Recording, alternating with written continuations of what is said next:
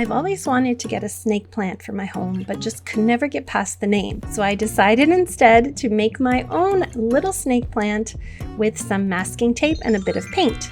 Hi creative friend, I'm Jane from Sustain My Craft Habit, and welcome back to Thrifted Thursday, where we find something at the thrift store and upcycle it. This week we're upcycling a Value Village wooden shelf into a display for our new mini faux snake plant.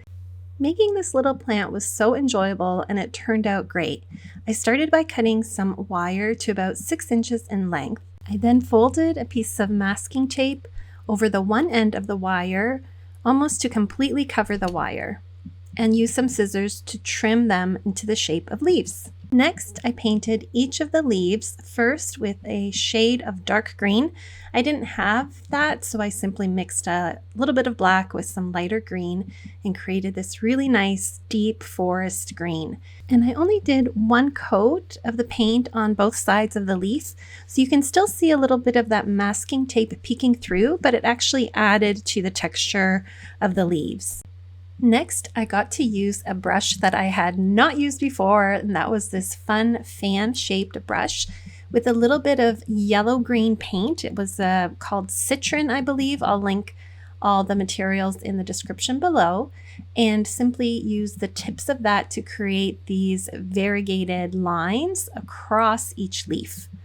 Finally, I used a fine tip brush to go around the outer edge of the leaf with that same green color.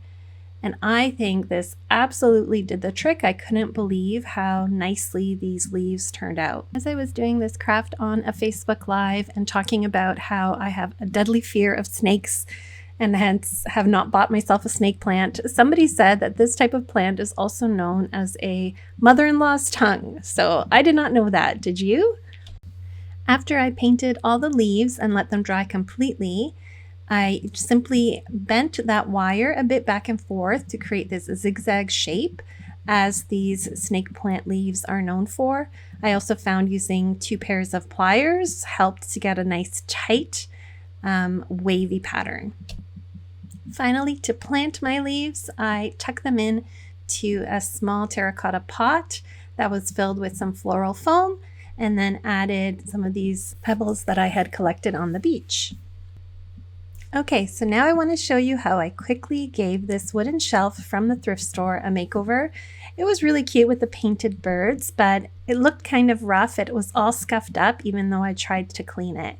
So I decided to use a napkin that a friend had sent me with this really pretty floral design you can see on the left of the screen there, and started by painting the entire surface of this shelf with a cream chalky paint.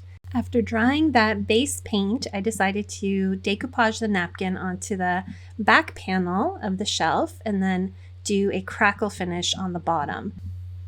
I painted a generous coat of decoupage glue onto that back panel and let that dry.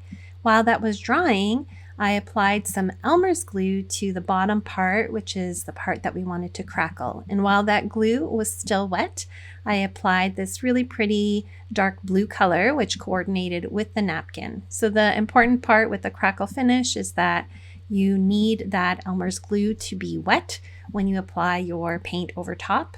And then I'm just helping the drying process with my heat tool. And as you can see, as that glue dries on the top part there where we had the glue, it creates this lovely crackle. Now that that base part is done, we are going to add the napkin to the back panel. So I used my iron-on method, where I simply place that napkin over the dried decoupage glue, add a piece of parchment paper over top, and then use my little iron. You could use your clothing iron to press that napkin right into the glue, which gets melted by the heat of the iron. And that's it. After trimming off the excess napkin, we have this beautiful floral shelf, which is perfect for our new little mini snake plant. Thank you so much for watching. We hope you enjoyed this week's Thrifted Thursday project. Be sure to like and subscribe for more nature-inspired DIY and upcycling ideas. Bye for now.